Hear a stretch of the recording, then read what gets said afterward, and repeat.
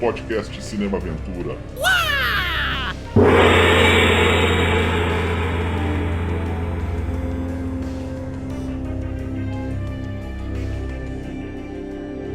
You will travel far, my little Clem, but we will never leave you, even in the face of our death. You will make my strength your own. You will see my life through your eyes, as your life will be seen through mine. The Son becomes the Father, and the Father the Son. Começando mais um podcast Cinema Aventura, sobrevoando o seu agregador de podcast favorito, aqui com esse clássico Superman, o filme dirigido por Richard Donner em 1978. Bem-vindo a você que caiu aqui de paraquedas. Nós estamos aqui o podcast Cinema Aventura, estamos no YouTube, no Spotify, no SoundCloud, enfim, todos os agregadores aí, seu agregador de podcast preferido. Você vai procurar lá podcast Cinema Aventura, tudo junto. Estamos no Instagram também. E nós falamos aqui de filmes de aventura, artes marciais, guerra, ficção científica, enfim, vocês já entenderam como é que é o canal aqui. Tem uma edição diferente para o YouTube e para os podcasts, então vamos lá.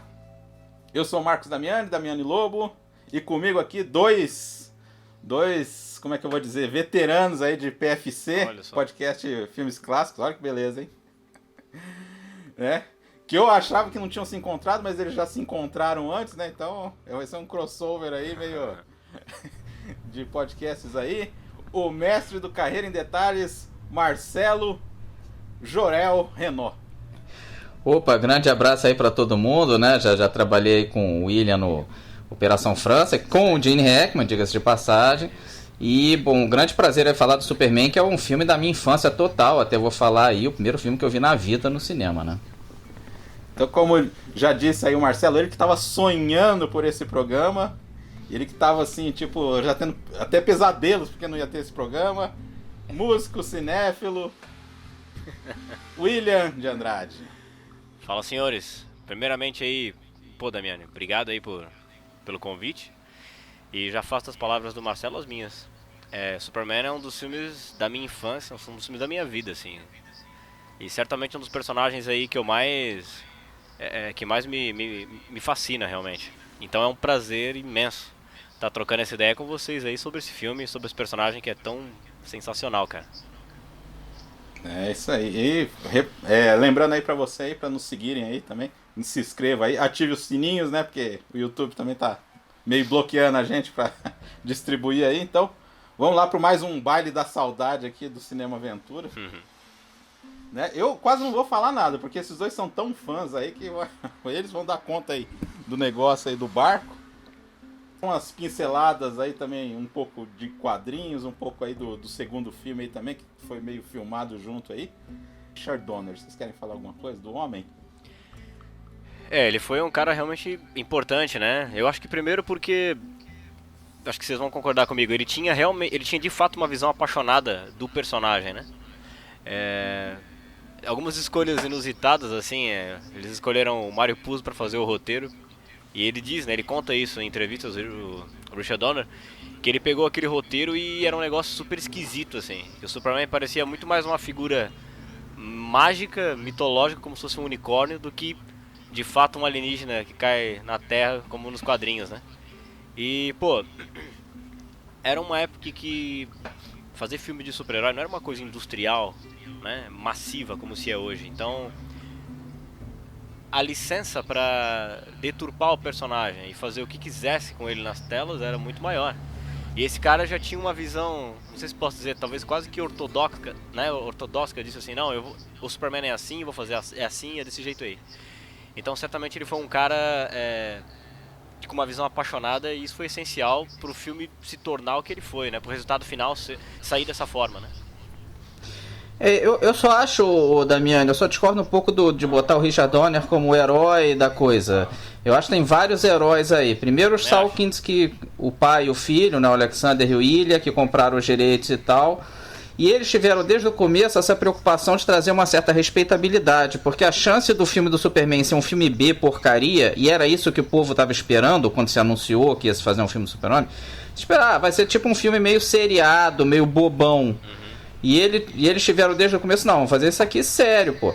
E quiseram agregar gente de peso. Então o Mário Puzo entrar no roteiro foi muito por aí, porque ele era exatamente o roteirista do Poderoso Chefão. Oscarizado, aquela coisa toda, né? E um cara que foi assim, que ninguém esperava, até eles se espantaram, foi o outro produtor, né, o Spegler, que conseguiu, foi o Marlon Brando. Foi com o Marlon Brando que a Warner comprou a ideia. Que a Warner tava, tudo bem, vocês vão vendo aí esse projeto, meio assim, meio não comprando muita ideia. Quando eles souberam, porra, vocês conseguiram o Marlon Brando, que é claro, outro também do Poderoso Chefão, e um cara respeitadíssimo, talvez o ator mais respeitado da época, disparado ali. Então quando eles conseguiram, o Marlon Brando andou. Aí todo mundo começou a acreditar que aquele negócio ia conseguir e tal. E a coisa avançou e tal. E outro que foi herói pra caceta, o próprio herói mesmo, foi o Christopher Reeve, né? Eles estavam tentando atores, pensaram primeiro no Robert Redford, que por sorte, eles reconhecem isso, por sorte ele disse não, se ele dissesse sim, seria ele. E é bem difícil imaginar o Redford. Pensaram no Alpatino também. Eles pensaram em atores famosos primeiro.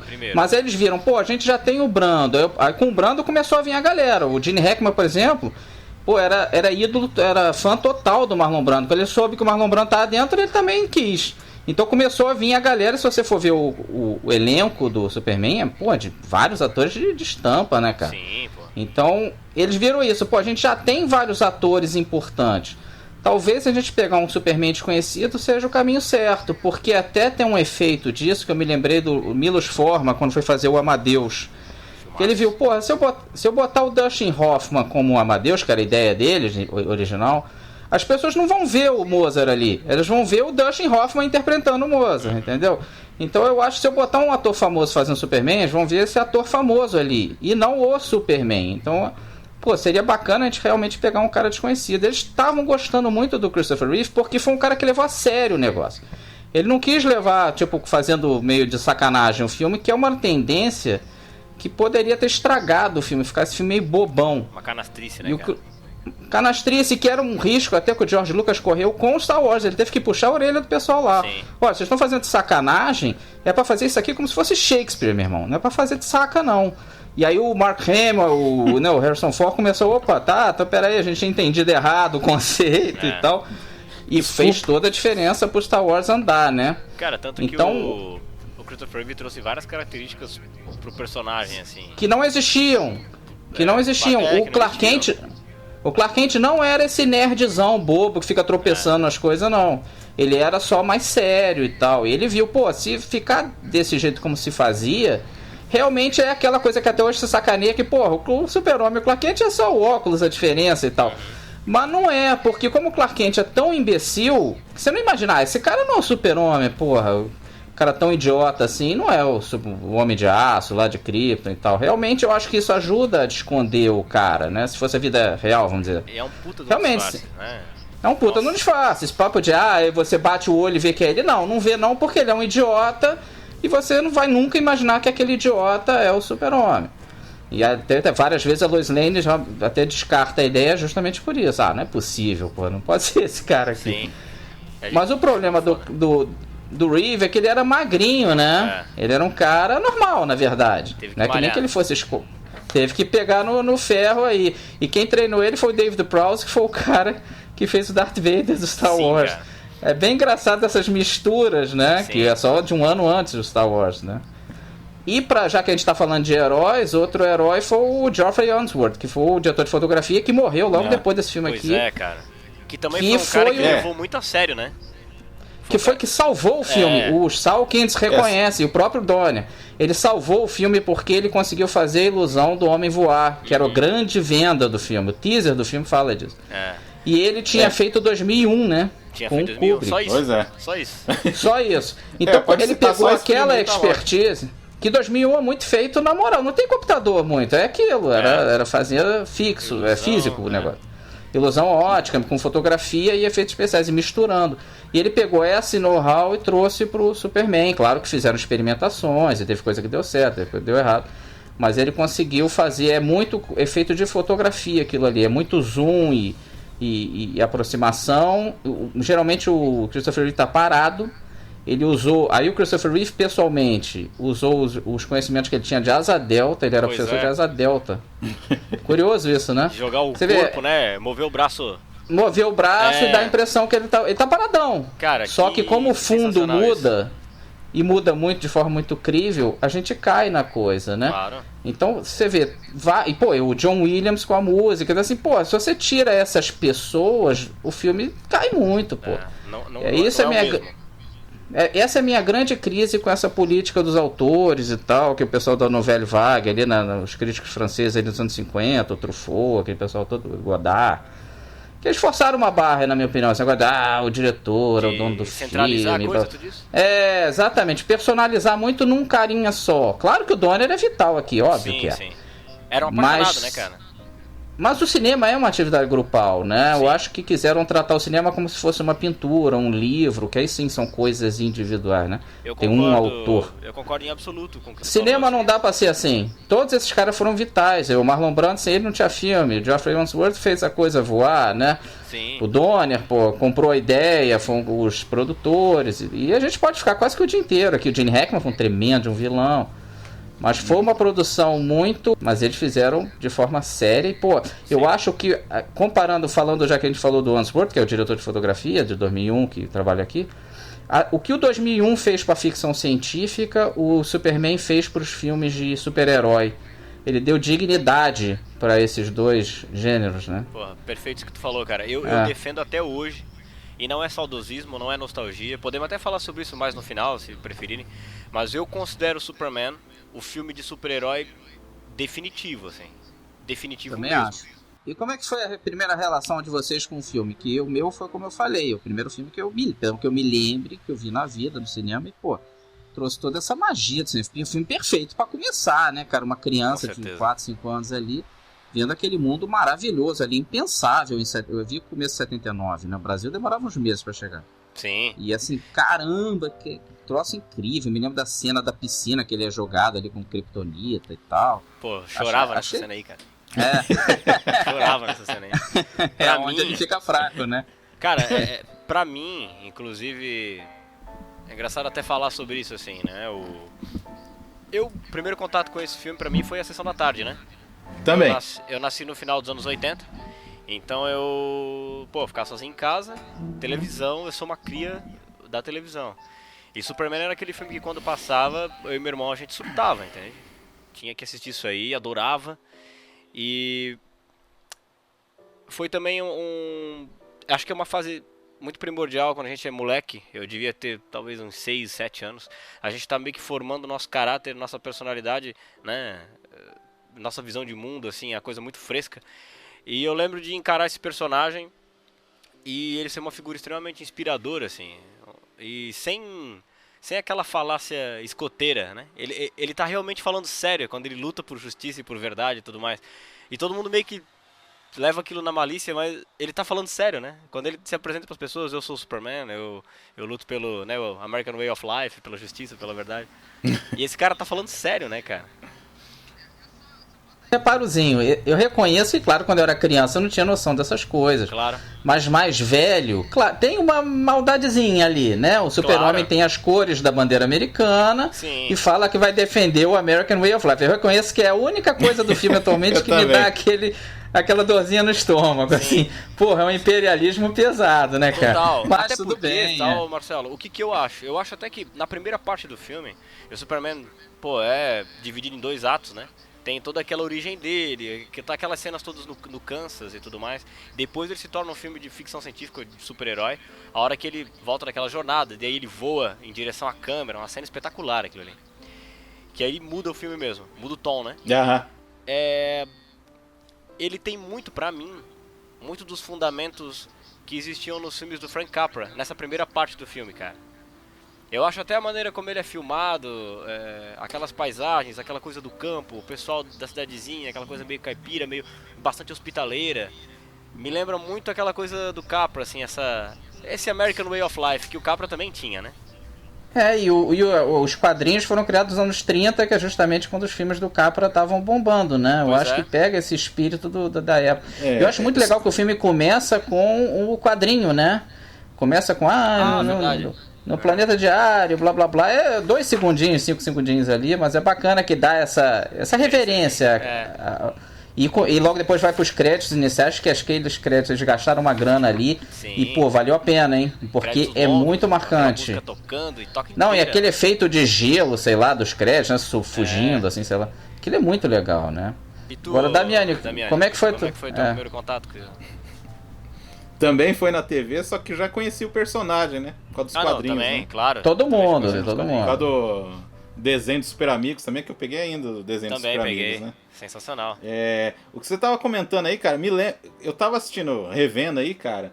Cara, lembra muito o cinema clássico, assim. Sim. A condução, as imagens, é muito assim. E tipo, ele tem muito. É que aí que tá. Eu queria focar numa coisa. O pessoal hoje que gosta do The Man of Steel, sem problema, assim, tá. Só que a gente tem que diferenciar bem que o The Man of Steel já é um filme de ação. O Superman é um filme de aventura. Então, é diferente a condução das coisas. Então, é porque, assim, recentemente um colega meu, um amigo meu, falou assim, o filme é meio lento, meio assim, né? Mas é diferente, cara. As coisas são diferentes. Aquele Superman, o Superman do filme que a gente tá comentando hoje, é muito Superman da Era de Ouro e de Prata. Dos absurdos, aquela coisa assim, meio...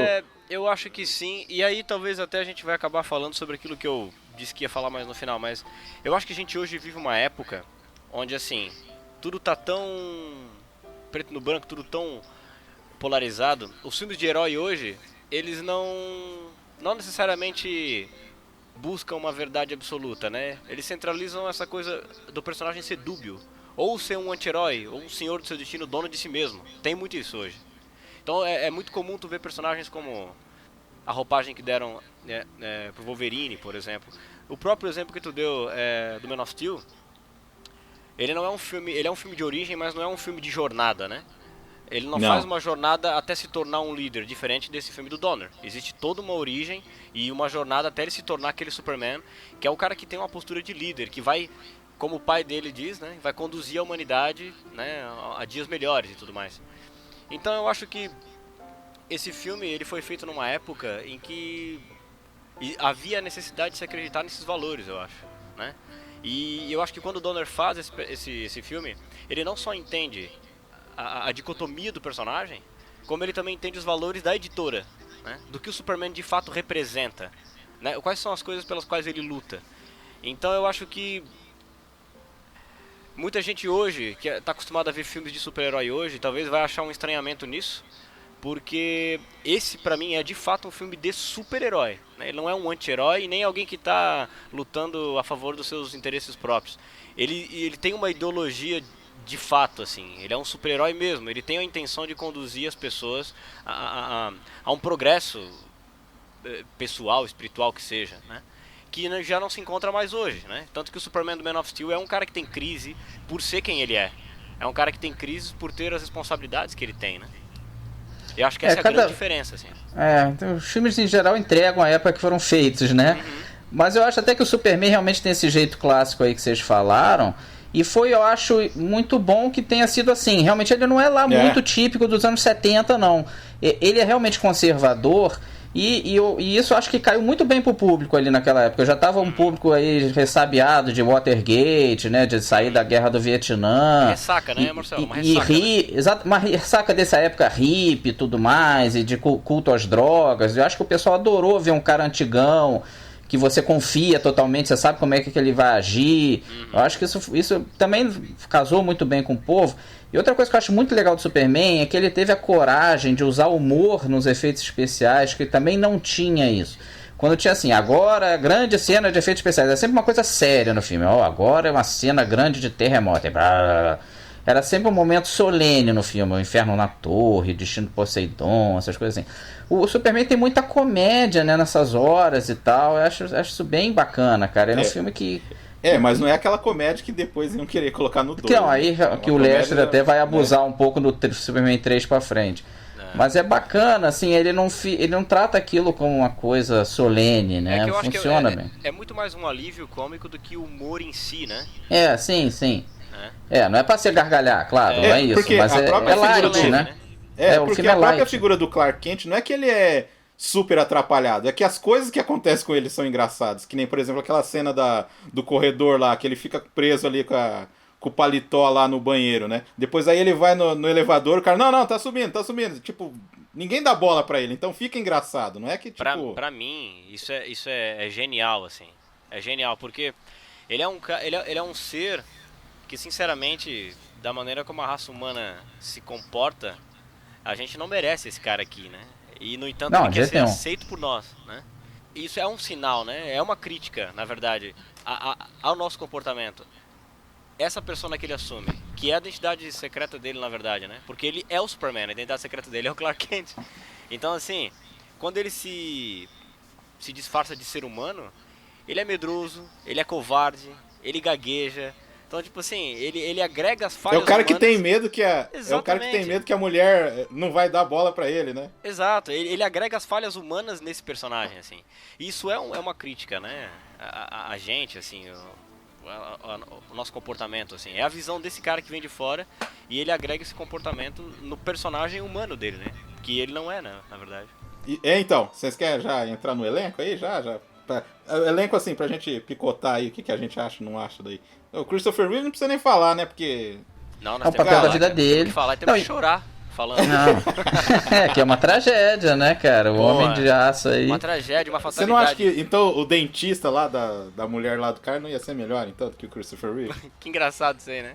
É até engraçado que o Christopher Reeve começou, o que eu acho muito legal disso, não só ele teve essa visão de fazer o Clark Kent diferente, nerd e tal, como ele também encarou muito a sério, assim, ele é um cara rico, ele nasceu de família rica e tal, mas quis sempre ser ator, né, e tal, e ele viu ali, pô, isso é a grande chance da minha vida, cara, se eu embarcar nisso aqui e der certo, a minha carreira vai deslanchar, vou me aceitar em vários papéis e tal, então muita gente vai fazer esse tipo de papel com um pé atrás, né? O Daniel Craig, por exemplo, quando foi fazer o 007, você vê que ele fez não querendo muito, muito ressabiado, uma coisa muito comum, né? Esse tipo de reação de ator. Geralmente os atores entre si ficam sacaneando esse tipo de papel, eles não falam isso em público, mas entre eles é assim.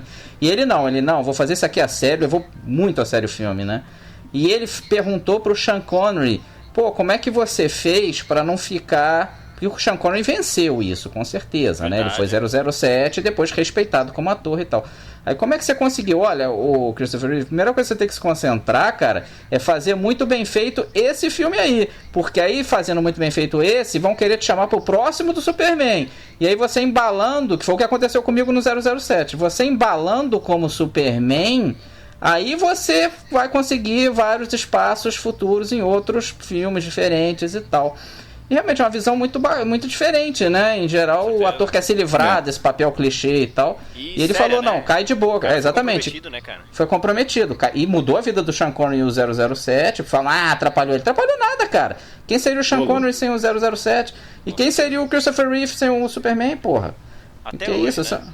Isso é uma dádiva na carreira do ator. Com certeza. E até hoje a sombra do que o Christopher Reeve fez nesse personagem paira sobre quem assume o manto. Não adianta, cara. Sim.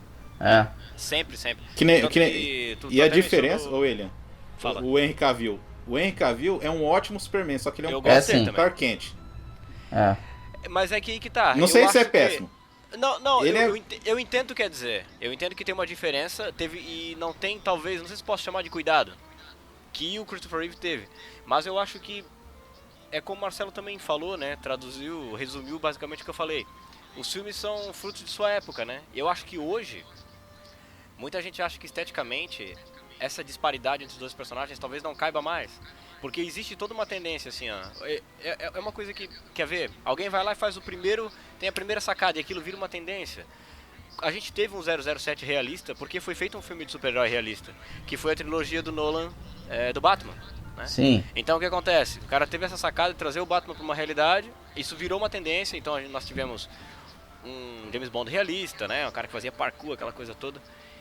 E com isso, cara, começou a se ter um certo receio de trazer aquela voltar coisa isso aí, colorida, né? de voltar. E, tipo, eu acho beleza, foi legal o Batman, pô, bacana, massa. Mas não sei se todo filme de super-herói cabe. Precisa ser assim, né? Entende? Eu acho que no Então, caso do Batman, ele cabe a isso. Cabe, né? cabe. Então eu acho que quando o Henry Cavill, quando não se tem esse lado, a persona Clark Kent não é explorada da maneira como o Christopher Reeve explorou, eu acho que é proposital mesmo. Eu acho que não é nem porque ele fez mal, é porque Não, eles eu acham também acho. que é caricato, daí não cabe mais, e a gente quer fazer um negócio sério e dark e realista. Então não tem. E eles acabam cortando. Mas eu acho que isso é muito mal entendido, tá, cara? Acho que isso é muito mal entendido, porque como eu falei antes, eu acho que isso não só enriquece a dicotomia do personagem, mas funciona como uma puta crítica pra gente, assim, pro nosso comportamento, né? Ó, esse cara representa ali uma raça evoluída, e quando ele quer se disfarçar, ele se faz de covarde, como nós somos. Então isso pra mim é sensacional, essa sacanagem. Não, eu Só- acho uma coisa também perigosa que tá se fazendo, por exemplo, agora com 007, que é justamente querer botar tanto conflito, tanto drama, não sei o que, realismo, aí que tá afoga o começando a negócio, afastar o público dele. Estão Verdade. começando a desvirtuar o que é o 007, agora o 007, né, meio entregando, morre e chora e não sei o que, e daqui a pouco a gente já nem reconhece mais o cara. Daqui a pouco... Que é uma coisa que acontece também no Man of Steel, né, Marcelo? Sim, Ele tem problemas em ser quem ele é, né? sim, Tem exatamente. problemas. Existe um grau de realismo que é isso que tu falou. Afasta do personagem que o Superman, pô, quem cresceu aí vendo Super Amigos, lendo os quadrinhos, ele é um líder nato, né? Ele é um cara que conduz mesmo. Ele não é um cara que tem problemas por ser quem ele é. Que até o Roger Moore falava isso, que foi outro 007 famoso e tal, que olha, esse negócio de ficar experimentando muito é um pouco perigoso. Experimentar um pouco eu apoio, mas começar a deturpar muito, ele citava o exemplo da criança com conto de fada. Você vai contar a história para a criança, começa a mudar muito a história, a criança, ô pai, peraí, primeiro vem a bruxa, depois vem o feiticeiro, você tá mexendo no negócio todo aí e tal, a criança começa a reclamar, e o público começa a reclamar também no cinema, né, se o Superman não parece mais o Superman, se o 007 começa a ser muito diferente, então o povo começa a não ir, cara, daqui a pouco morre a franquia. Mercadologicamente não é um bom negócio também. Não é um bom negócio. Você, claro, não pode ficar fazendo o mesmo Superman dos anos 30. Claro que tem que ter uma evolução e teve. Claro. Mas também não pode ser uma coisa irreconhecível mais, né? Sim, descaracterizar totalmente, né? Total, exatamente. Eu acho bacana ter um Superman antigão. Ele não é esse cara dark que é o Batman. São dois caras diferentes. Ele é mais quadradão mesmo. Ele é. Até porque o Batman tem uma origem que nasce de um puta trauma, né? O cara que viu os pais sendo executados. O Bruce Wayne morre junto com os pais, né? Ali nasce o Batman. Então, a origem dele é extremamente traumática, né? O Clark teve uma educação cristã. Tem toda essa... Perdeu os pais, mas não foi um trauma, porque ele nem lembra, ele era um bebezinho. Então o que me irrita é os caras querendo transformar o Superman no Batman. Isso aí que me irrita. Isso aí que me irritou em alguns últimos filmes aí, cara. Eu não sei se eu senti isso também. Eu acho que o que rolou foi isso que o Marcelo também falou ali. Eu acho que, cara, é uma necessidade de fugir daquilo que funcionava e transformar numa outra visão mais realista, assim, trazer dramas. Mas aí fica tudo igual, né? É o que eu acho também. Fica um cenário monocromático, né? Mas enfim, pra focar no Christopher Reeve, pô, eu acho que, assim, cara, putz, é quase um milagre esse cara ter aparecido, assim, Foi.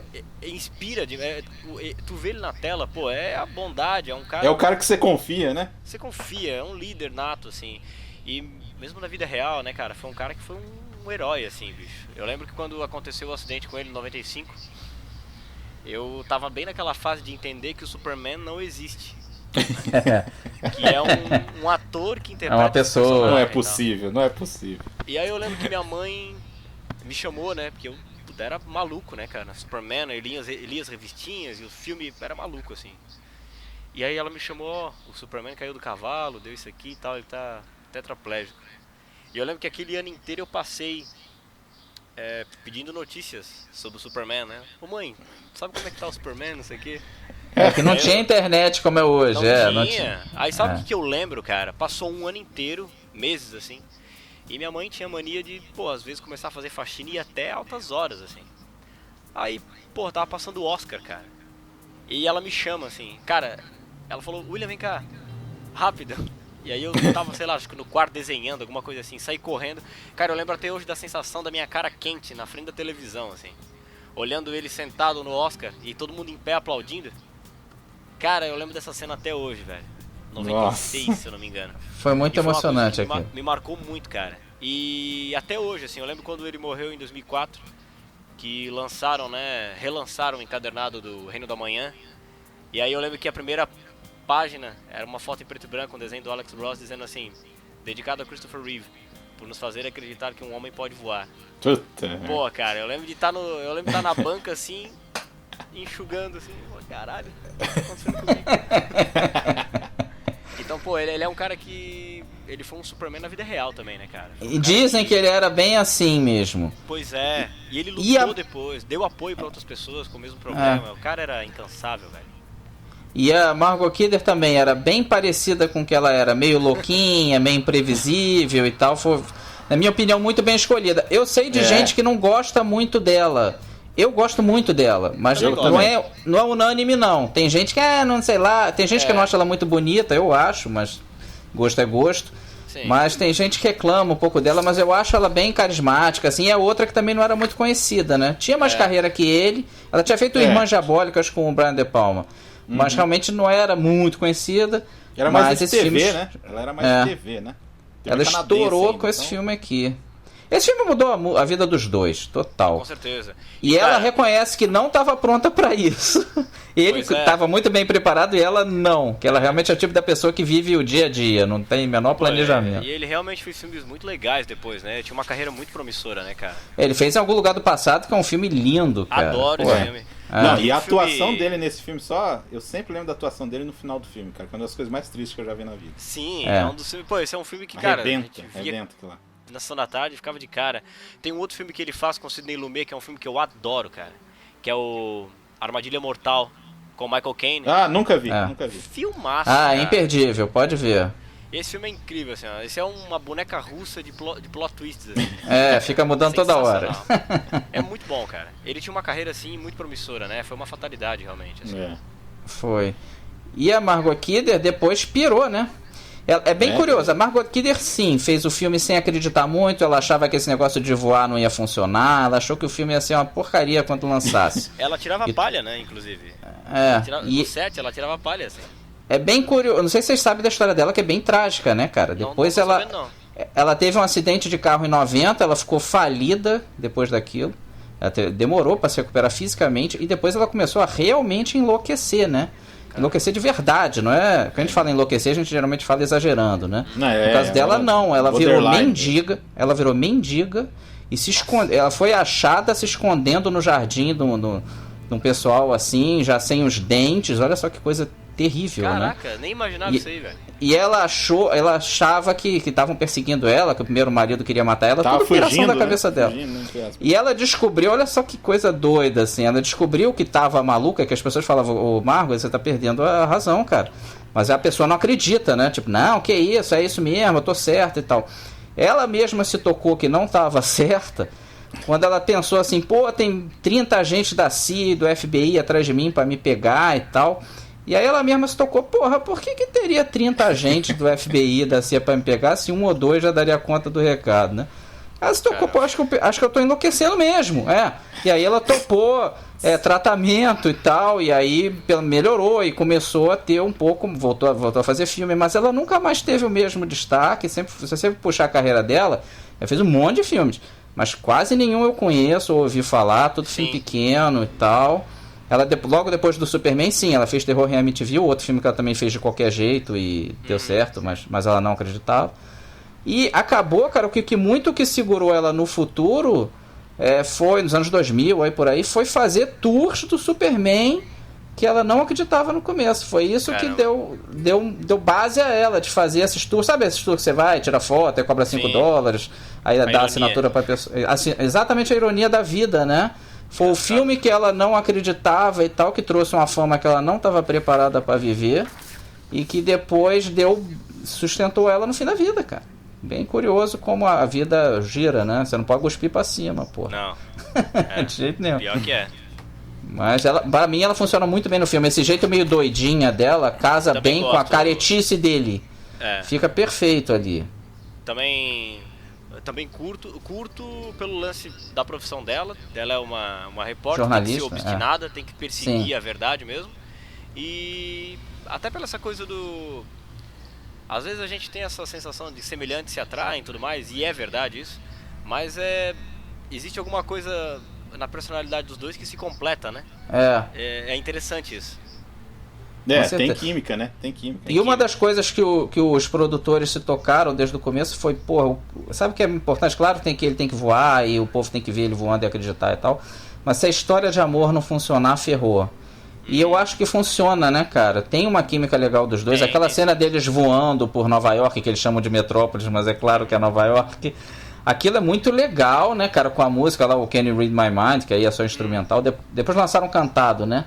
Mas ali é só instrumental. E aquilo é muito bonito até hoje, cara. E a química pra mim funciona muito bem. Eu não tenho problema nenhum com a Margot Kidder aqui. Falando rapidinho aí do resto do elenco. Pô, Glenn Ford como pai do... Eu acho que quando a gente fala que a primeira parte do filme tem um fundamento, assim, tem uma inspiração no cinema clássico, quando a gente já pensa em Glenn Ford, é isso, né? É o próprio, traz alguém né? lá da Era de Ouro e coloca aqui, é uma constatação, assim, acho que física do negócio. Não, e tem o Gene Hackman, né, cara? Que é um tremendo vilão, né, cara? Um vilão carismático, arrogante, mas de um jeito engraçado, né? Ele se acha o máximo. E, cara, e deixa eu te falar, eu adoro Gene Hackman, mas eu tenho talvez um certo problema com ele como Lex Luthor aí, cara. Não que eu não goste, mas eu acho que no cinema nunca acertaram o Lex, cara. Nunca acertaram.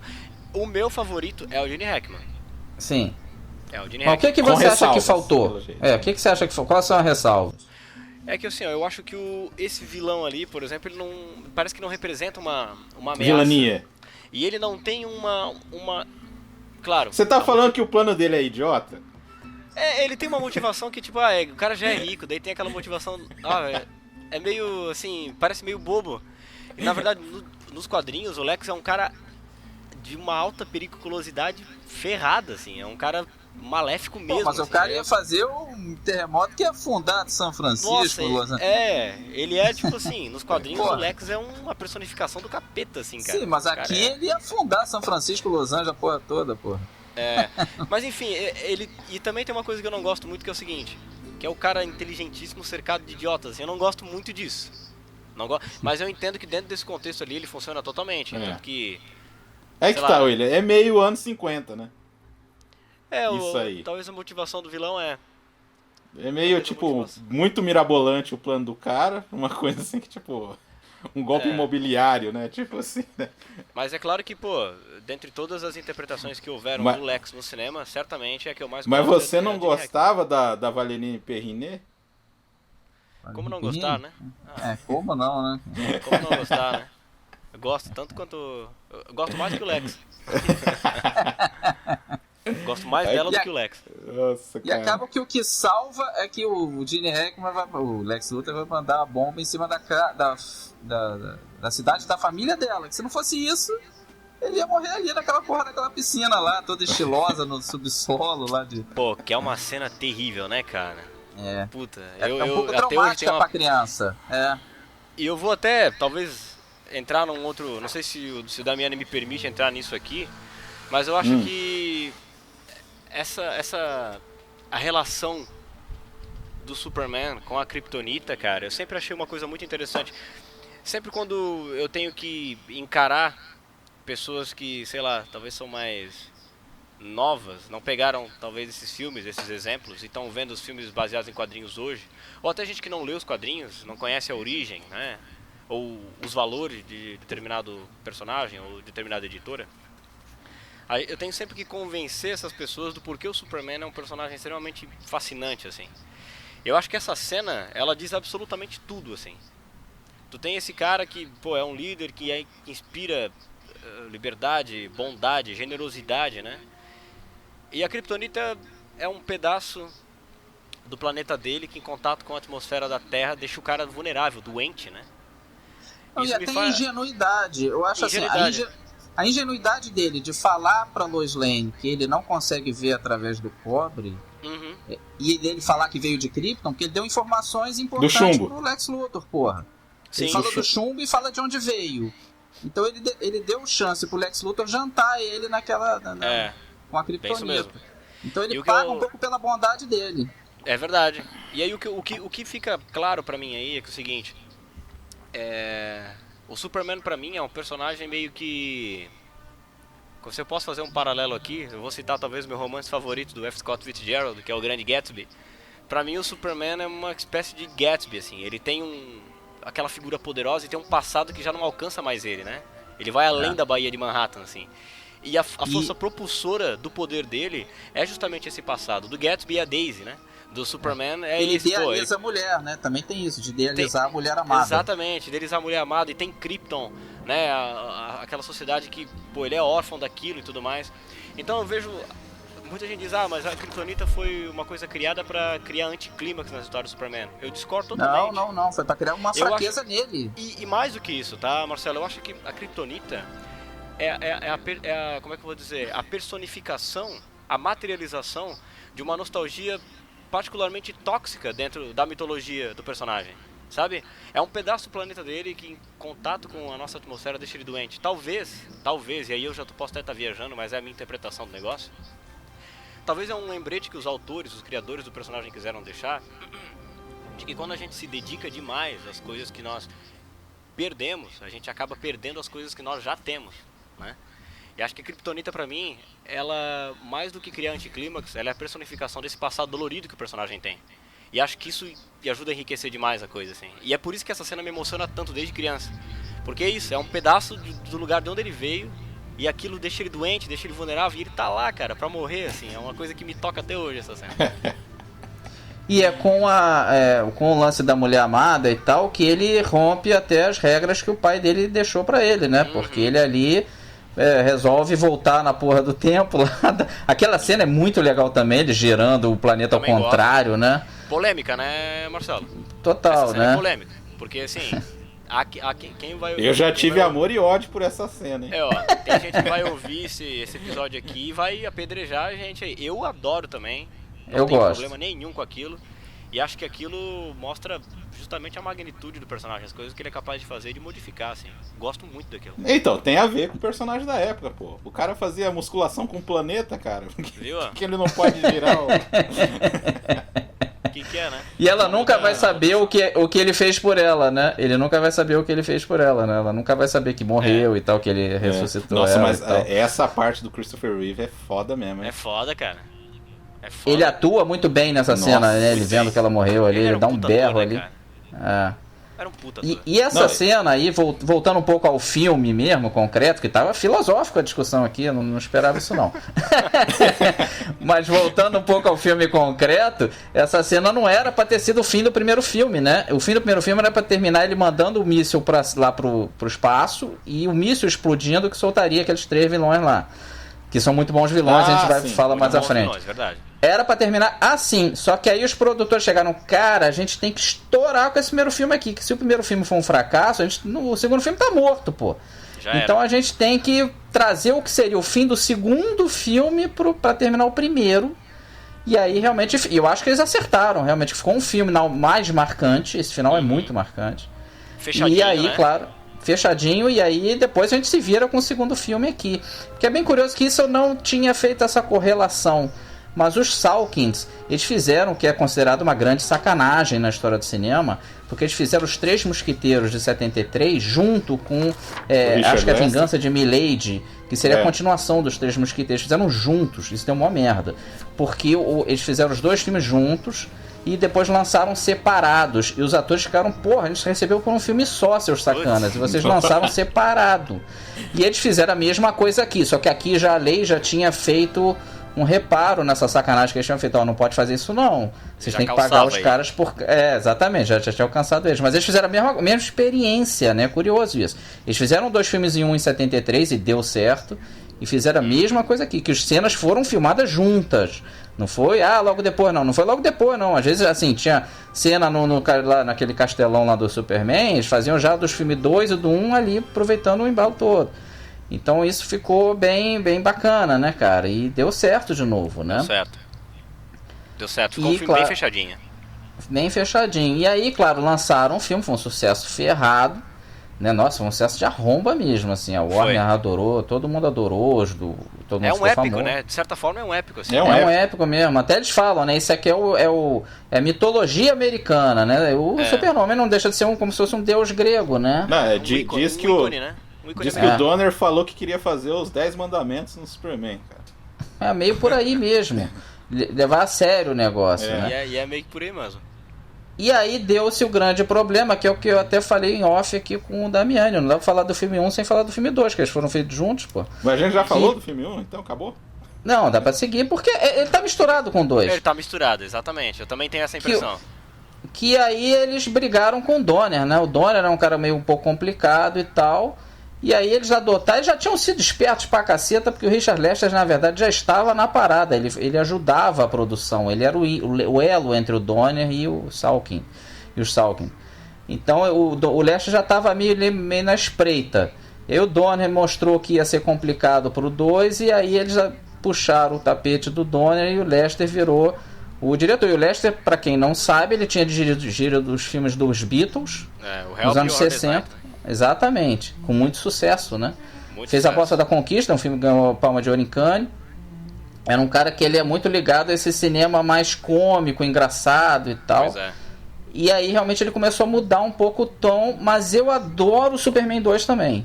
Eu acho que ele funciona muito bem, não sei se vocês adoram no mesmo nível do 1. Ele é um pouco Marcelo, diferente, que ele já é mais ação, né? Eu adorava quando criança. Aí, Agora não mais. Puta, agora eu fui assistir. Velho.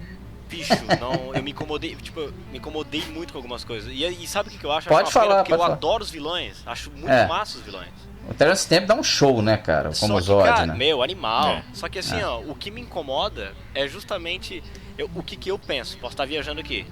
O respeito que talvez o Donner teve com o personagem, o Superman, talvez o Dick Lester aqui meio que cagou pra isso, assim. Falou, não. Dá um exemplo do que você não gostou. Um exemplo, por exemplo, eu acho que o Donner se preocupou com a origem do personagem. Ele é uma pessoa, um extraterrestre, né? O cara tá fora da Terra, aquela coisa toda, todos aqueles fundamentos dele, beleza. Então, assim, ele tem a super força por conta do sol amarelo, aquela parada toda. Todas as habilidades do Superman são... Tem seu fundamento, certo? Sim. Nesse filme, cara, é como se o Superman fosse uma espécie de unicórnio, um ser mágico, assim. Tipo, tem uma hora que um dos 3 vilões, que é um meio burrão, assim, um brutamontes, assim, vai pra cima dele lá na Fortaleza da Solidão. Cara, dele tira um S de Superman, uma insígnia de celofane, cara. E aí, tipo... Isso é muito ridículo. Aí o cara cai e aquilo... Aí fala, meu, mas o que tá acontecendo aqui, cara? Como que é? Tipo assim, ó, aí assim, ó, o cara cai... Eu não sei por que o Superman fez aquilo. Aquilo não machucou o vilão. Fica só um clima assim. Meu, tu viu que isso aconteceu? Meu, o que você fez, né? Nossa, também. Foi um momento sui generis. Eu não gosto também do... Tipo assim... Tudo bem, ele abdicar dos poderes ali, mas deveria ter uma coisa mais... Não, mas isso aconteceria com o Donner também, né? Isso já tava no esquema mesmo. Já tava, mas assim, é uma coisa muito mágica, não é ela. Essa do celofane, pra mim, é a pior. Não, e tem muita gente... E tem muita gente que questiona. É engraçado que se você reclamou, assim, é traumatizante a cena da piscina do 1.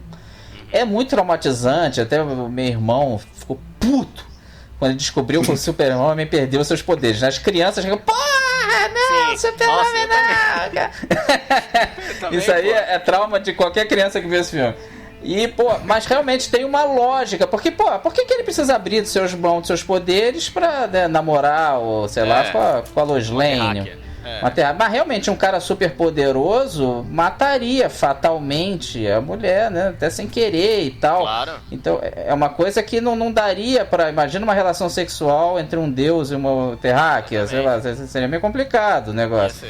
Então, assim, tem uma lógica assim, se você parar pra pensar, tem uma lógica assim, não é uma coisa totalmente furada.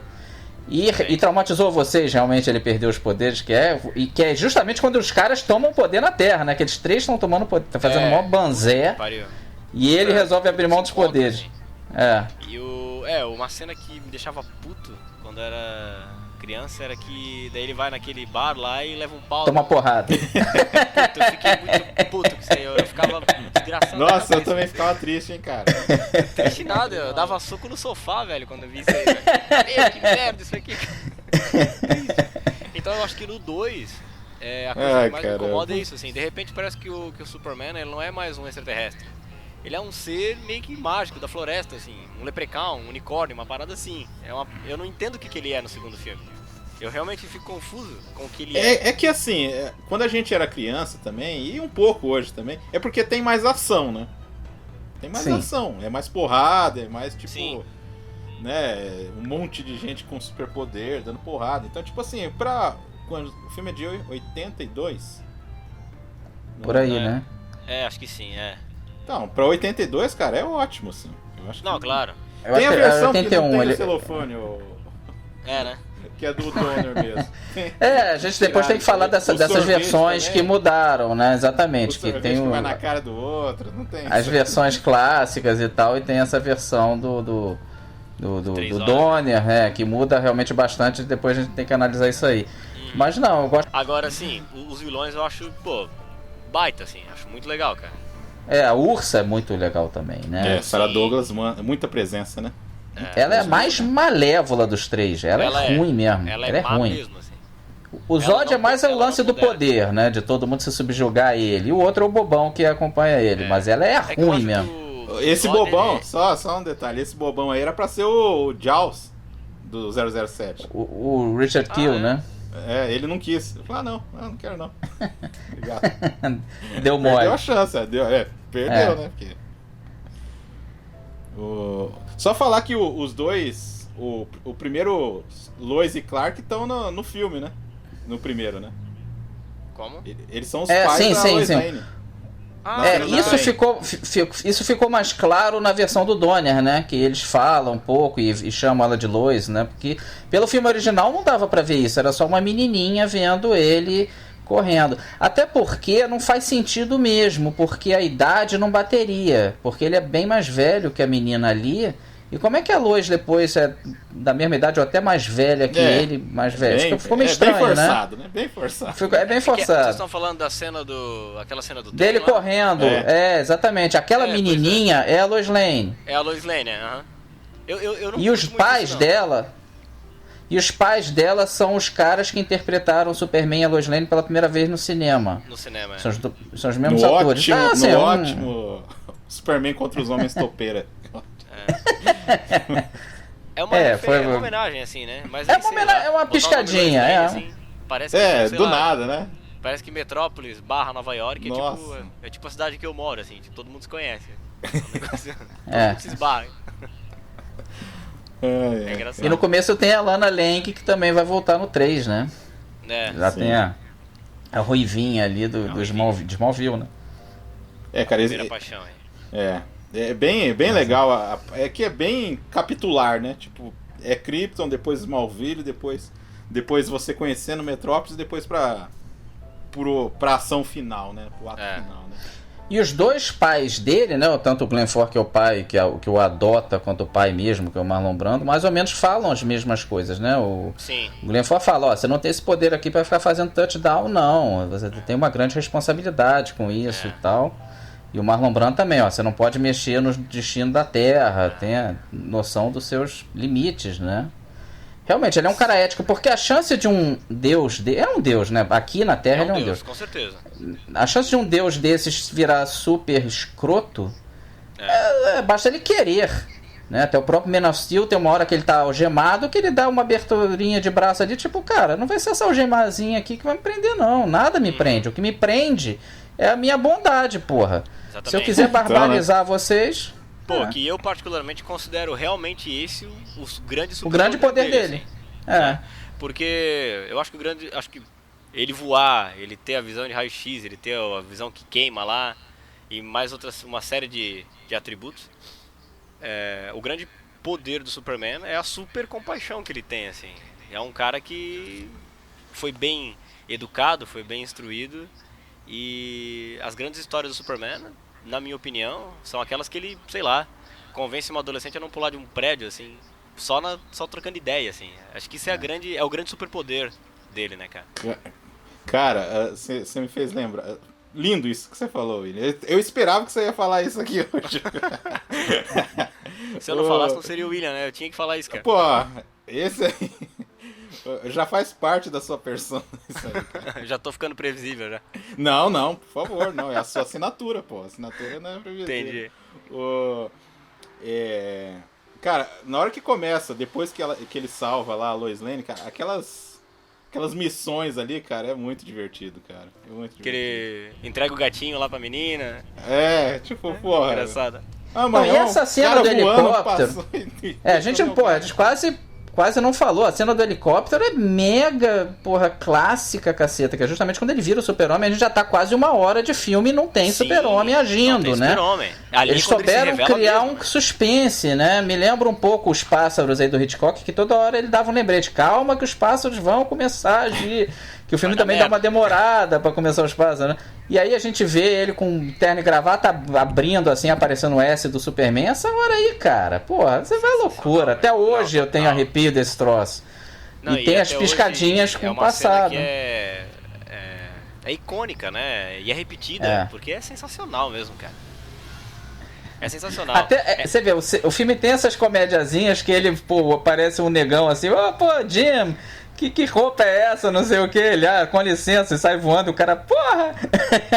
É muito Cara, legal isso, né? As pessoas essa falando, cara, que é isso? Tem um cara voando, essa sequência dele fazendo essas boas ações aí, nessa cena que ele vai entregar o gatinho pra menina, cara, tem uma cena que eu acho animal dele voando assim, que ela agradece ele e ele fala alguma coisa pra ela assim, vai pro meio da rua e dali do meio da rua ele pega voo. Cara, essa É muito é realista, né? sensacional, cara. Bem feito Ele, essas tipo, partes ele faz um impulso com os pés assim, vai com as duas mãos pra cima. Cara, aquilo é muito Até orgânico, hoje cara. funciona. É animal, a própria cara. depois que ele salva... Pô, que pra mim também é uma das melhores frases, né? Que ele salva a Lois Lane. Quem é você? Um amigo. Aí ele sai amigo. voando também. Porra. Não, e aquela, pô, calma que eu te peguei, ela, porra, se você me pegou, quem que te pegou, porra? Quem tá pegando você? Muito bom, cara. Muito bacana. Sensacional. Só amores por esse filme, cara. Exatamente, né? Várias cenas clássicas, for ver aí tem umas 10, 12, cara. Isso é Porra. típico de um filme muito bom, né? Quando você tem 10, 12 cenas ótimas, assim. Pô, Outra ele frase que eu tenho que salvando o falar terremoto sempre, todo, tem várias quando coisas que ele salvando aquele ônibus. Sim. Ele juntando a linha do trem, né? O trem passando por cima dele, né? Cara, essa Aquilo do tudo é muito ônibus, legal. ô Marcelo, pra mim, porque assim, foram usadas várias técnicas aí, né, de efeitos especiais, né? Essa do ônibus pra mim é a mais bem feita, cara. Animal. É muito bem feita. Tipo, você não Parece que acredita ele tá que é tipo empurrando uma o ônibus maquete. mesmo. Parece realmente, do jeito que montaram ali, cara, é muito bom. Porra, né? animal, né?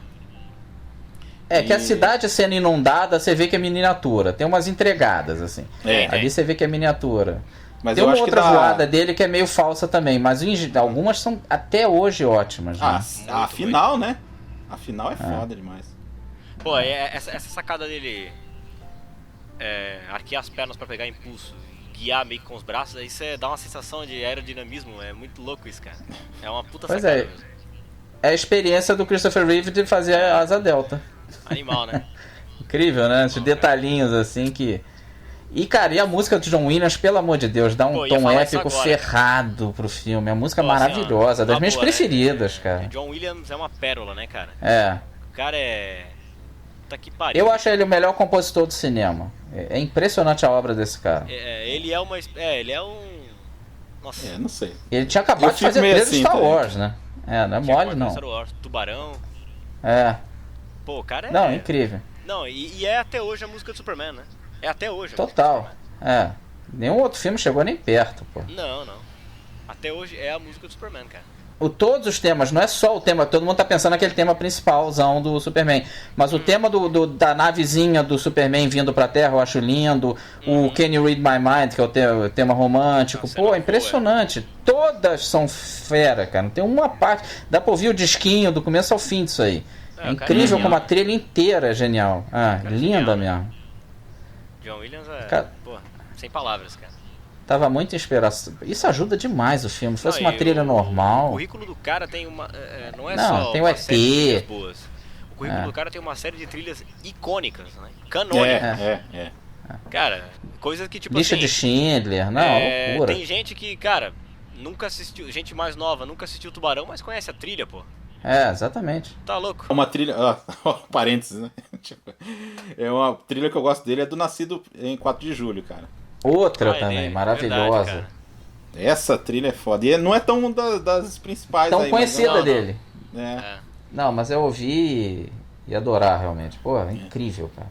Pô, Star Wars começa com aquela música estourando, pô. De cara você tá conquistado, porra. Sim, E o verdade. Superman é a até mesma hoje arrepia, coisa. cara.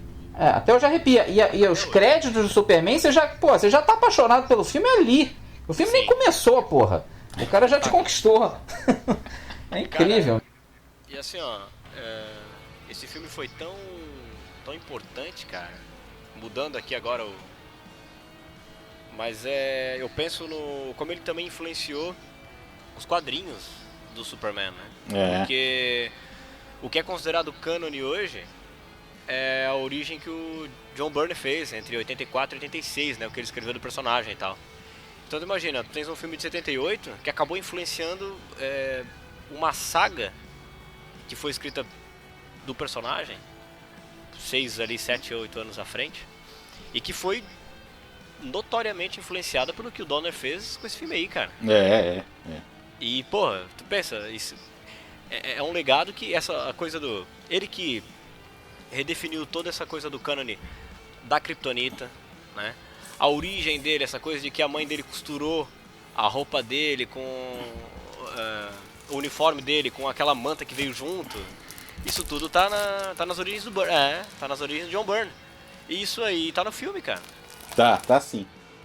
Depois, Sensacional. É um legado muito forte, cara. Acho que ele foi de 86 até 88, 89. né? Assim. Eu achava que era 84, 86. É porque mas foi pode ser depois que das seja. crises, né? Não sei, é isso. 86, então 88, acho que é. E depois não sei se você leu, o William.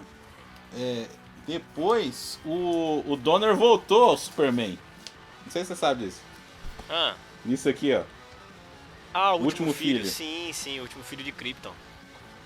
Isso aqui é legal pra caramba, isso aqui. Sim. Ele e o Jeff Jones. O Marcelo, a Ursa e o outro, eles têm um filho.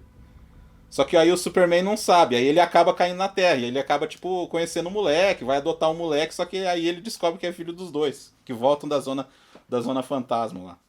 Oi, sabe uma coisa interessante que o Marcelo falou antes, né? Imagina se esse cara ele cai na Terra, mas ele não tem o lance de ser educado pelo Jonathan e a Martha Kent, né?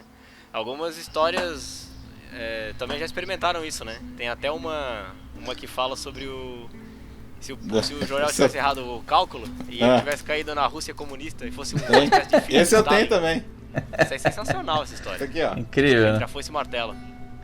E o próprio Superman 3 tem uma parte do Superman mal, né? Que é o bizarro. Que seria bizarro, né? Que é o melhor daquele filme, que é a briga dele bom com ele ruim, né? Naquele lixo lá. Aquilo é Era o bacana. Richard Pryor, cara, que ia voar. Sim, cara. E aquilo estraga. Como é que eu vou dizer? Essa disparidade na atuação do Christopher, né, cara? Nossa. Mas aquele Superman lá com a barba pra fazer, tomando uma pinga lá, pô. É o que salva aquele filme. Muito bom, cara. Pois é, as sequências foram sacaneadas, assim, né? Foi caindo. E o 4 E aí, é horroroso. depois né? a Canon abraçou. Na época, sabe que na época a gente é moleque, a gente não pensa nisso. Mas hoje Não, tenho eu uma dó adorei o disso, 3. Quando eu vi no cinema, eu tinha uns 9 anos, sei lá, eu adorei o 3. Sim, Hoje mais velho, não, eu sou bem crítico. não dá. Mas essa parte eu gosto muito até hoje. Sabe por quê, Marcelo? A minha maior pena disso aí, dessas sequências, é porque o Christopher adorava fazer o personagem. E ele fazia aquilo a sério, cara. Exatamente. O resto que não fazia, né? Me dá uma dó danada de ver aquilo assim e falar, pô... Todo o poderia ter resto sido que não muito conhecia. foda, assim. Porque ele gostava, ele queria fazer, né? Mas, né, fizeram isso aí. Dá uma dó Agora, danada, assim. Só tem um mito que o 3 foi fracasso de público. Não, foi sucesso. Ele foi fracasso de crítica. Ele foi fracasso de crítico. Mas o 4 não, foi fracasso de público e crítica. O 4 realmente afundou a coisa. Eles tinham ideia de seguir, de fazer o 5º e tal, mas o 4 foi tão mal que aí matou a coisa. Aí, claro, depois teve o acidente do Reeve, aí ferrou. Que um colega meu achava que era o Duff Lundgren que fazia o homem nuclear lá. Não era não. Mas no 4 volta o Gene Hackman, né? Eles tentaram dar um gás ali. Isso. E no 3, a Margot Kidder quase não está no filme, justamente porque ela ficava falando mal dos produtores e tudo mais. Foi uma vingancinha aquilo.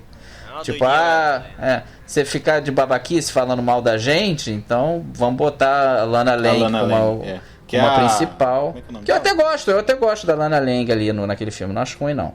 Mas o problema foi... Também, né? O problema é o Richard Pryor. O Richard Pryor é que realmente não pertence ao filme. É um ótimo comediante, mas não tinha nada a ver com aquilo ali, né?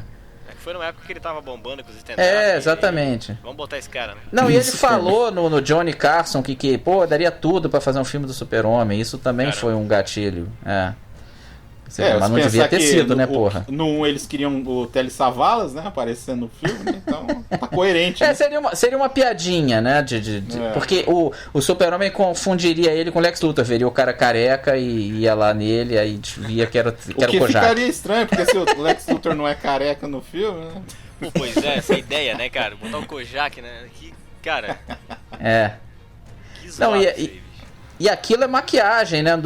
Muita gente acha que o Gene Hackman tá careca no filme. Não, aquilo é maquiagem, muito bem feito, né, muito cara? Ele não raspou. Aí, cara. Pô, eu sei que é prótese, presto atenção e acho que ele tá... Acho que ele tá careca mesmo, impressionante, muito bem feito aqui. Pô, é muito boa essa prótese ali, eu também fiquei... E pô, tinha aquela sacada aí, ele não queria se livrar do bigode, né, o Gene Hackman. E aí, o Donner ficava falando, não, que tem que tirar o bigode, tem que tirar isso aí, e ele não tirava. Ele falou, se você tirar, eu tiro também. Daí ele foi lá no trailer, tirou, raspou o bigode, aí voltou, tirei agora, você vai ter que tirar o seu. Daí ele, não seja por isso, vai lá e tira, o cara tava usando um bigode falso, cara. Só pra convencer o cara a raspar o bigode. Sensacional, né? Mas o Gene Hackman gostou, né? Achou divertido, não ficou puto, né? Levou na boa, assim. O Gene Hackman, um parênteses aqui no Gene Hackman. Cara, ele parece ser um cara assim que... É meio, né? Você olha assim, nossa, esse cara, eu tenho medo desse cara. Mas não, cara, às vezes ele começa a contar uma coisa, cara, totalmente contrário, né? Ele é um cara super... Não, mas como pessoa, que assim como o Reeve é parecido com o Superman e a Margot Kidder é parecido com a Lois Lane, o Gene Hackman é o contrário, né? Ele é um cara, na verdade, super educado e cortês e tudo mais, e cavalheiro, e ficou conhecido no cinema por fazer vilões e filhos da puta, porque é o que ele fez nos dois filmes que deram Oscar pra ele, Operação França e o Perdoável. Tipo ele é um filho da mãe ali. O médico e o monstro da vida real, né? Exatamente. Ele deu certo fazendo vilão. Curioso, né? Ele deixa o Mr. Hyde atuar, né? Exatamente. É o oposto do cara. Não, diferente. E cara, e você pegar 3 papéis dele nessa época, né? Esse daí, o Operação França e a Conversação, cara, totalmente diferente, cara. Exatamente. E tem também aquele do Arthur Penn, que também é anos 70, que eu gosto muito. Um Lance no Escuro. Esse eu não vi. Pô, muito bom. Ele faz um detetive lá. Ele é um tremendo ator e ninguém cita ele entre os grandes. Já reparou como ele meio dá uma sumida quando a gente vai lembrar os grandes atores da história? Ninguém cita o cara nunca, impressionante. E ele é. Mas ele é. A gente tinha falado do Al Pacino no programa lá. O Gene Hackman eu acho melhor, cara. E ninguém fala mesmo. Todo mundo vai falar do Al Pacino. Mas o Al Pacino é bem mais famoso, né? O Al Pacino tem bem mais fãs. Eu acho ótimo também. Eu também acho. Aliás, isso, assim. Eu não sei se vocês sabem, ele, Gene Hackman, era amigaço do Dustin Hoffman quando os dois eram desconhecidos, moraram juntos e tudo. Moraram juntos tudo, Curioso isso, né? E torciam, acabaram torciam um pelo sucesso do outro, assim. Bem bacana. Parceria, assim. É legal. Dois grandes nomes aí da nova Hollywood naquela época. Assim como o Christopher Reeve era amigaço do Robin Williams. Eram dois amigos. Era padrinho da filha. Dois caras bem diferentes, né? Sim, e se davam muito bem. Moraram juntos, né? Eles eram compadres aí. Compadres da Juilliard, né? Na escola de interpretação e tal. Tem um documentário que a HBO lançou sobre o Robin Williams. Pô, um documentário bem emocionante. E, pô, o Christopher Reeve aparece algumas vezes, porque tinha uma relação bem estreita, assim, cara.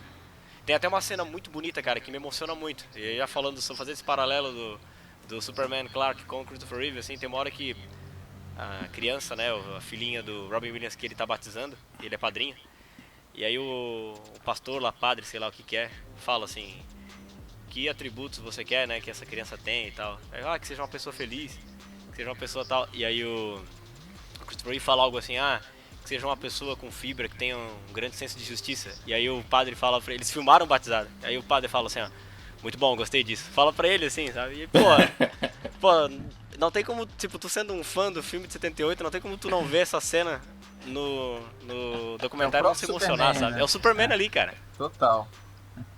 Animal. Aí a gente descobre que ele realmente era o Superman, né? Ele era. Ele era. Pô, eu lembro até de uma... Quando tava virando, né, 99 pra 2000, tinha uma propaganda que passava. No futuro, o homem vai poder não sei o que, não sei o que, não sei o que, o homem isso, o homem aquilo. E aparecia uma sala redonda, tipo aquela da ONU.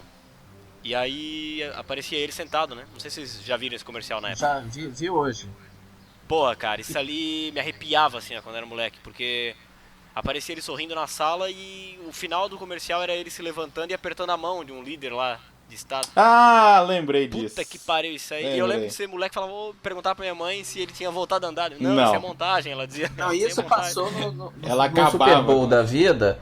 E o pessoal ficou ligando pra TV, pô, como é que vocês conseguiram curar o Christopher Reeve? O pessoal caiu, não foi só você, não. Bacana. Pô, E foda foi isso aí. realmente duplamente chocante ele ter tido esse acidente de cavalo por ter sido ele, né? Realmente, essa Sim. figura do Superman fragilizado, né? Sem poder se mexer e tal. Acrescentou drama a coisa, né? Não era um ator qualquer que teve isso. Foi Eu lembro ele foi que uma era o coisa- super-homem, né? Foi uma coisa bastante dramática, né? Foi. Eu lembro de, assim, ser moleque, 6, 7 anos, e lembro que aconteceram uma série de fatalidades naqueles primeiros anos ali dos anos 90. Eu lembro de ver meus primos chorando porque o Renato Russo tinha morrido. Nossa, só O tragédia. Senna morreu, né? Eu lembro de outros primos meus chorando por causa do Ayrton Senna e eu nunca tava nem aí. Nada daquilo me tocava. E aí eu lembro que foi o contrário. Quando aconteceu a fatalidade com o Christopher Reeve, era eu que tava sensibilizado e ninguém tava nem aí deles, assim. Foi o troco. Foi, Pô, O troco da vida em você. Ai, cara. É, duro, né? mas é um filme que é um mudador de caráter, de personalidade pra mim, assim. Acho um filme... se eu tiver que fazer uma lista de, sei lá, 20 filmes da minha vida, esse filme entra. Entra fácil, assim. É um filme E que não é um dos foi 20 muito importante pra mim, melhores, cara. né, cara? Não é um dos 20 melhores Não. filmes que você viu. Exatamente, Não. é diferente. É o que mais te toca mesmo. Exatamente. Né? É outra história. Os 20 filmes, assim, responsáveis por, sabe, forjar aquela perolazinha que fica dentro de ti, assim, que é a tua essência. Certamente esse filme aí tá entre esses, cara. E eu Pra mim, lamento é um filme pouco, o William, que talvez as crianças de hoje não tenham acesso a filmes e obras culturais assim, né? Que com moldem o certeza é caráter. lamentável, cara. É, você vê que os próprios super-heróis são todos cinzentos, né, e São tal. Não tá deturpados. tendo isso. É, exatamente, né? Eu concordo em gênero, número e grau contigo, Marcelo. É. Total, Cri- assim. Crianças se identificando às vezes até com vilões, é uma coisa um pouco Sim. triste isso. Não sei se vai dar esse resultado muito bom na frente, não. É bem isso mesmo, cara. Superman era uma figura que, totalmente inspiradora, assim. E- É, você vê gente se identificando com o Homem de Ferro, que é um cara arrogante, babaca. Exato. É estranho, né, cara? É estranho. Eu acho É assim, estranho. não vou passar Mete pano, aí. tá? Nessa Manda conversa aí. aí. Alguém Mas tem assim, que fazer o advogado do diabo. Claro, mas manda eu ver. acho, cara, ó, puxando um pouco os filmes da Marvel aí que a gente tá, né, meio por cima aí, mas eu acho que o Capitão América ainda é um personagem bacana, cara. É, Porque ele é é. um cara Verdade, completamente fora do tempo dele, que tá lutando por ser fora do tempo dele, cara. Eu acho É verdade. É legal, isso é legal. ele, verdade. ele é um personagem bacana, é um personagem que você torce mesmo. Então, E não por coincidência, os filmes da Marvel que eu mais gosto são os do Capitão América. Ah, é. Mas o que o Marcelo falou é uma coisa que eu penso sempre, assim. Até a gente fez, não sei se eu, acho que posso falar, né? Da live do PFC, né, que aconteceu. Claro, né? aqui é. A gente fez uma live sobre filmes que moldaram nossa cinefilia, assim. Há umas 2 semanas atrás, né? Não sei quando que esse episódio vai ao ar, mas do dia que nós gravamos faz umas 2 semanas. E é uma coisa que eu falo lá, cara. É uma coisa que eu falo... Eu dou a minha lista dos filmes e falo, pô, se eu tivesse filhos, esses aqui seriam filmes que eu assistiria com ele, assim. Que eu falo, ó, tem que assistir isso aqui, cara. Tá? E Superman era um dos que estavam lá, na minha lista, assim. E aí, não sei se tem filme atual que dá pra botar nessa lista aí. Qual que seria o filme feito nos últimos 10 anos que você indicaria pra um filho, exatamente nesse nível, né? De que ele dê uma boa moral, bons costumes e tal. Não sei se Difícil, tem hein? não, cara. Não sei se tem não. Não se faz mais isso, né? Não se faz mais esse tipo de filme. Não só filme de super-herói, não. As Noviças Rebeldes, né? Os Bons Pastor, esse tipo de filme edificante, vamos dizer assim, Sim. né? Os filmes do Capra, por exemplo, são ótimos Pois pra é, isso. são ótimos filmes, né? O diretor que for fazer esse tipo de filme agora vai ser sacaneado no meio dele. Cara idiota, cara simplório e tudo mais. Então, e, porra, eu precisa, acho até que cara. fazem, mas o problema é que o cara... O problema acho que é de roteiro mesmo, cara, porque o cara apela pra isso. Aí que tá. Eu acho que, por exemplo, tem filme do Will Smith que é edificante, mas o duro que é um peso, assim, de tipo do dramalhão que fica meio deslocado. Entendi. Né? Tipo... Entendi. É aquele filme assim, vamos dizer assim, falando de uma forma até pejorativa, eu coloquei, o filme feito pra chorar. Exato. E aí é difícil comprar porque assim, o filme feito pra chorar não te faz chorar, né? Eu particularmente sou assim. Os filmes do Capra não fazem pra chorar. É pra você se emocionar, mas é diferente. É diferente. Você... Claro, eu acho que o filme feito pra chorar é uma tendência. Eu acho que quando a gente se emociona com algo, quando a gente se emociona com um filme como Superman, eu particularmente estou me emocionando por uma coisa que me comove. Que me inspira. E é um filme de aventura, pô. E não é um filme feito pra me fazer chorar. Exato. Não é um filme lá que o cachorro fica esperando o dono dele voltar, não sei, sabe? Tipo, não tem nada disso. Então eu acho que me emociona porque me comove. Não porque, eu aposto não sei quanto que eu vou te fazer chorar. A proposta não é essa, né? Não tem isso. Momento nenhum. Agora, é só assim, vocês preferem as versões, vocês devem ter visto, imagino, do Donner e tal, que fizeram depois, ou a original? Prefiro a original, apesar de tudo. O Marcelo. Só que o Marcelo, a gente tem que voltar, a retaliação daquele episódio. Você falar que preferia aquela narrativa em off do Blade Runner do que o final do Ridley Scott. Eu sou o único no mundo que acha isso. Não, eu reconheço. Você é o único do mundo. No mundo. Mas eu prefiro, sei lá, acho que eu vi tantas vezes, já vejo o filme como aquele, né? Caramba. O Superman prefiro realmente o corte. Apesar de reconhecer que aquela cena dele sendo testado pelo Lex Luthor, né, que joga gelo, depois joga fogo nele, aquilo é bacana, que devia ter estado no filme original. Aquilo realmente era bem legal. Não sei porque que não botaram. Mas tem coisas legais, sim, claro, na versão do Donner e tal, mas realmente eu prefiro como ficou. Acho que eles acertaram, sim, os produtores e tal. Foram, assim, né, boas decisões, vamos dizer assim. Sim, foram. Valorizar o fim do primeiro filme, aquilo ficou bem bacana. Alguma coisa pra finalizar? A gente falou bastante, né? Pra mim é isso aí. Né? Como eu disse no começo, né? Eu quase não ia falar nada porque esses dois iam. o barco. O William fez uma tese de mestrado filosófica e o William caprichou. O que é, Marcelo? Você fez uma tese de mestrado aí sobre o Superman, sobre a Kryptonita. Essa daí dá pra desenvolver a imagem isso aí. dele ficou até mais branca, assim, cara. Começou assim, uma luz mais branca. Meio etérea, assim, né? Exatamente. Foi o Christopher Reeve, cara. Espero que eu tenha passado no teste, então. Espero que tenha passado na minha tese. Então você que tá ouvindo ou tá assistindo aí, pega esse bloco aí do... Pode usar, viu, gente? Pode usar que o William não vai ficar bravo na sua tese sobre Superman ou qualquer coisa aí, né, William? Depois só coloca os créditos ali que... aí tem que colocar o crédito. Então, os créditos, tá tudo certo. Eu quero agradecer aos dois por terem feito essa carta de amor a esse filme aí. Talvez a gente tenha esquecido alguma coisa, a gente esqueceu que o Trevor Howard tá no filme. Ou vários, né? Maria Shell, exatamente. Tem o Stamp, né? Marcelo, valeu novamente ter voltado aí, cara. Cara, obrigado, e falar do Superman é sempre um prazer, né? Isso aí realmente, foi um privilégio, na verdade. Um dos filmes da minha vida também. O William falou isso, eu repito. Com certeza, ajuda a moldar o caráter e tudo mais, e me fez amar o cinema já de cara, né? Porque que sorte que meu primeiro filme que eu me lembre, pelo menos, foi o Superman, pô. Não é todo mundo que tem essa sorte, não. Brigadão, cara. Opa. William? Eu digo mesmo, cara. Eu digo as palavras do Marcelo também, porque assim, pra mim, na real, é um presente aí. Eu falei isso pro Fred e pro Alexandre quando me chamaram pro episódio do Paris, Texas, e eu falo pra ti agora. Paris, Texas também é um dos filmes da minha vida e, pra mim é um presente tu me convidar pra isso aqui, tá louco, cara. Eu é que agradeço, na verdade.